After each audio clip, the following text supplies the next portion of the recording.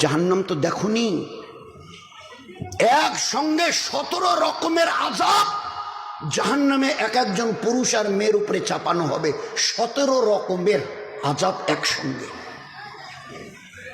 1000 বছর ধরে জাহান্নামের আগুনের জ্বলন, সাপের কামড়, ফেরেশতাদের লাঠির পেটাই, চিৎকার করতে করতে এ আল্লাহ, এ আল্লাহ, এ আল্লাহ, মরে গেলাম, আর বরদাস্ত হচ্ছে না, হয় এখান থেকে বাঁচাও, হয় বাঁচাও, আর নয়তো মেরে শেষ করে দাও, এই আযাব আর সহ্য করতে পারছি না।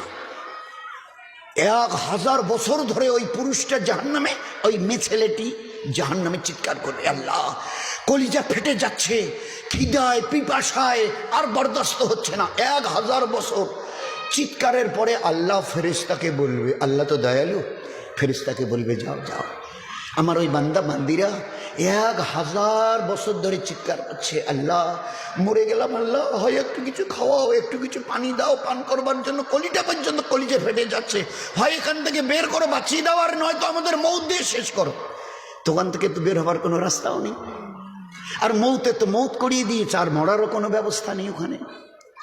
তো চিল্লাবার পরে আল্লাহ হুকুম দেবে, যাও এদেরকে একটু খানার পানি দাও। ফেরেশতারা বলবে, আল্লাহ কি খানা দেবো? বলে জক্কুম, জক্কুম খাবার জন্যে। আর পানি কি দেবো? বলে হামিমাও ও গাসাকা।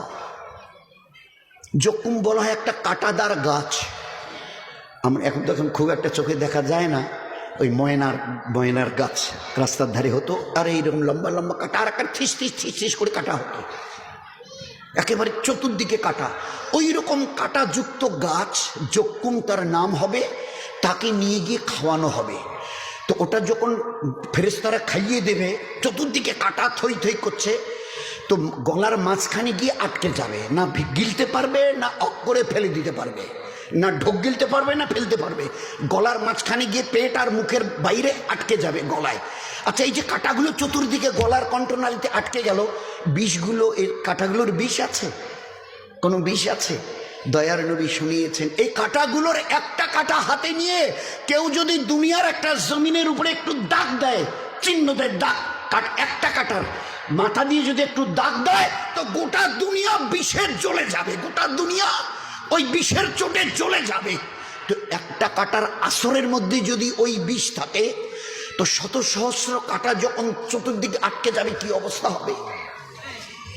চিৎকার আরো বেড়ে যাবে, আল্লাহ পানি পানি। আল্লাহ বলবে হামিমা ও গাসা। হামিমা মানে জাহান্নামের আগুনে পানিকে এত ফোটাও যে এর তাপ যেন 1 মাইল দূরে থাকতে ওর কলিজায় গিয়ে পড়ে। 1 মাইল দূরে ফেরেশতারা বর্তনে নিয়ে আসবে গামলায় গরম পানি, 1 মাইল, নবীজি বলছেন 1 মাইল দূরের থেকে ওই গরম পানির তাপ তার কলিজায় লাগবে, তাপ, কলিজা সিদ্ধ হওয়ার মতো অবস্থা। 2 গাসাক জাহান্নামীদের ঘায়ের রক্ত মিশ্রিত পচা দুর্গন্ধযুক্ত পুঁজ, এটাকেও জাহান্নামের আগুনে গরম করে নিয়ে আসা হবে। ঠান্ডা মাথায় চিন্তা করি দোস্ত, ও দিন যেন দেখতে না হয়।